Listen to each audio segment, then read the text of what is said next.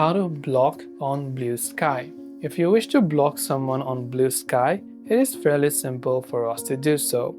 All you have to do is make sure to launch the Bluesky application. Then when you've done that, tap on the three lines icon located from the top left of the screen. Scroll down and tap on Settings, and what you can do is you'll find all of these options.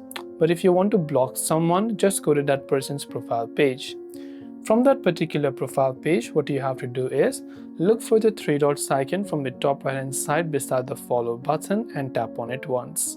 And when you do that, one of the options you'll find is called block account. So all you have to do is tap on block account and just tap on the block button again to confirm it. This way you can block on Bluesky. Hope this video helped you out. If you have got any further questions, feel free to leave them down below. Thank you for watching and see you in the next video.